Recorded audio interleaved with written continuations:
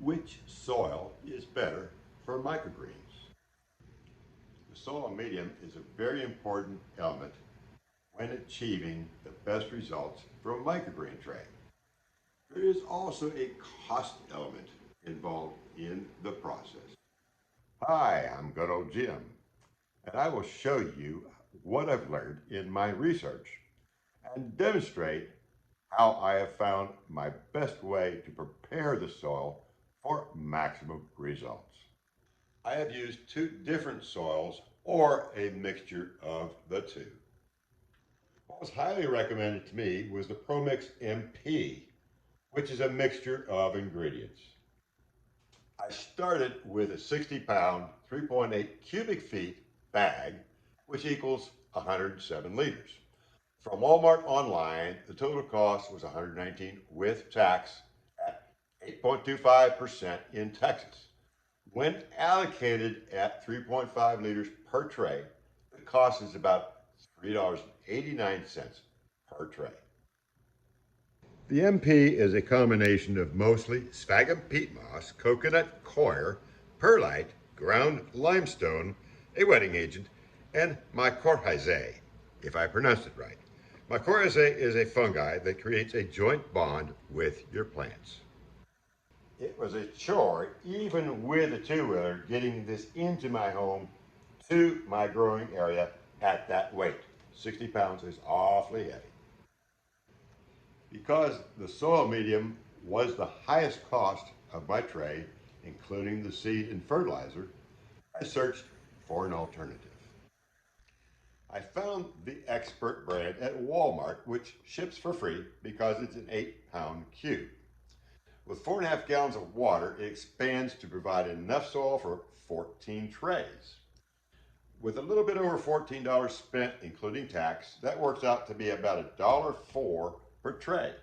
That's a huge difference. And it's 100% coconut coir. Now, the big question, will it work?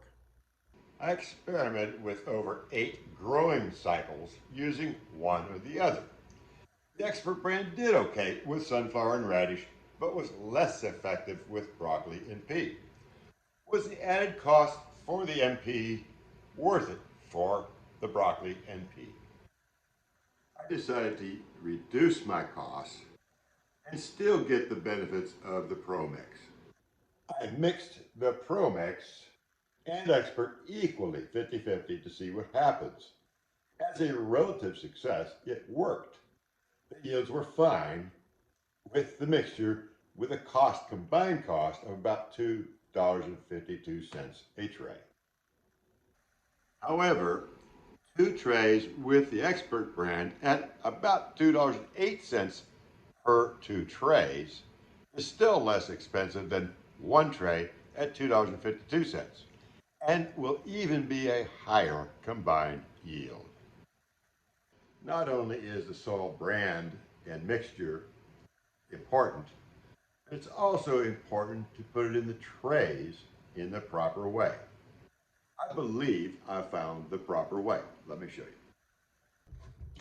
I started with the less expensive trays, which were recommended. They're about $3.24 per tray, buying 60 trays, and they did fine. No problem.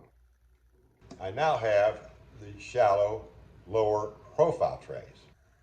60 lower profile trays cost about $4.85 per tray, but are so much sturdier and make it easier to harvest because the blade goes across, not down, into the higher trays.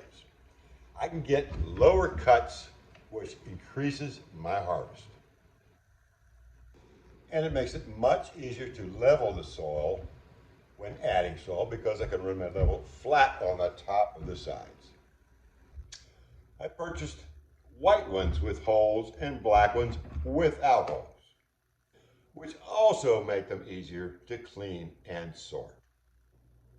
I add 3.5 liters to every tray, which I have marked on the side of my container. It fits nicely with these trays and produces well. I place it in the center of the trays. I then spread it around with my hands from the center to the sides and to the corners, making sure I get all the corners and sides filled in, and I can come back with a leveler and move it from the edges into the center. All right. Then I level it with my paint stir. Back in the corners here. Paint stir, and that gets it good and level throughout the tray and spreads out my 3.5 liters into the tray.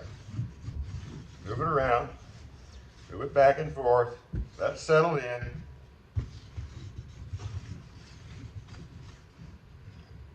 Get the corners, make sure the corners are filled in.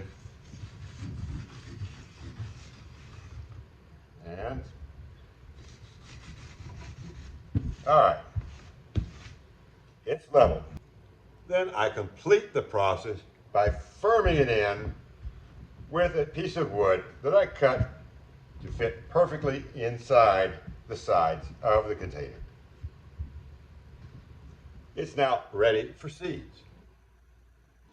Growing microgreens is not an exact science. Trays, seeds, soil, and fertilizer are the main ingredients.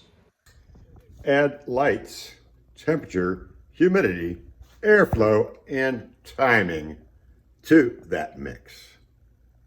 Every day I look for a better way. Stay tuned for more.